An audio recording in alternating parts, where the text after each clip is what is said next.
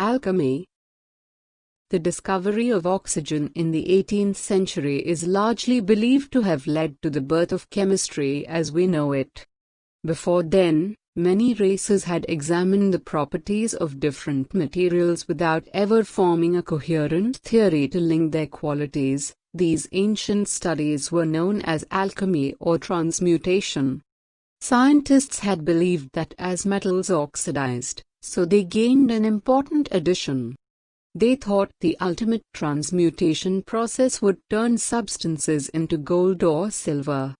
Today, alchemy is largely considered to be this idea of creating gold. Modern chemistry has proven such a theory is completely impossible, but for thousands of years it was not always thought to be so. Certainly, many of the greatest minds the world has ever seen believed in the possibility of making gold from base ingredients. In fact, it was such a widely held belief that King Henry IV of England actually encouraged all intelligent men in the country to study the subject so that the nation's great debts could be paid. Similarly, in later years, many rulers supported alchemists and their experiments. Other races feared the repercussions of transmutation success, and in the 2nd century BC China actually made the production of gold by alchemy an offense punishable by death.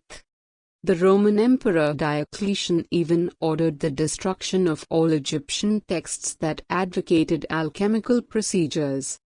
Diocletian and the Chinese authorities were wise to be wary, for the ancient Egyptian and Oriental peoples were known to be the masters of alchemy. Mystical Eastern practices are still revered by some to this day, and the Egyptians are said to have spread their knowledge onto other races. The Arabic world was one of the recipients, and the 7th century King Khalid was said to be a master of the subject. Indeed, the word alchemy is thought to have been derived from the Arabic for Egyptian art, al-chem. In the following centuries it is said that the Sufi Islamic movement used alchemy as part of their religious beliefs.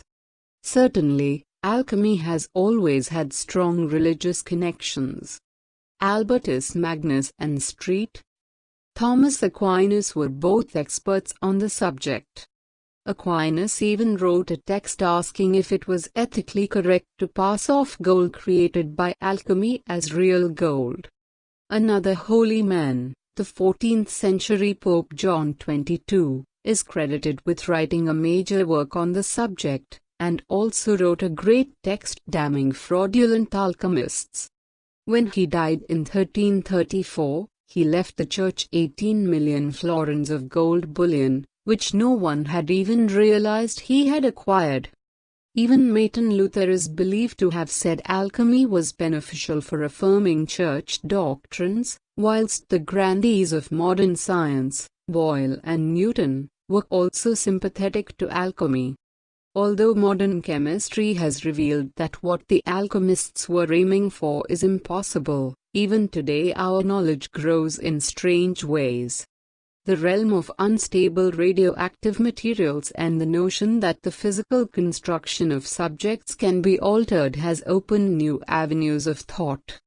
Similarly, another goal of alchemy was to find the elixir of life that would cure all ills and make men young for eternity. Again, although modern science has dismissed alchemists' methods, experiments in the fields of DNA and cloning have suggested that it is a notion not too far removed from reality.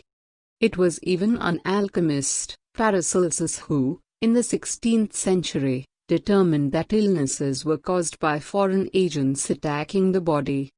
Other offshoots of this medical branch of alchemy are also held as valid by some people in our modern age. Homeopathy and aromatherapy, for example, are direct descendants of old alchemy studies, and acupuncture and hypnosis are also connected.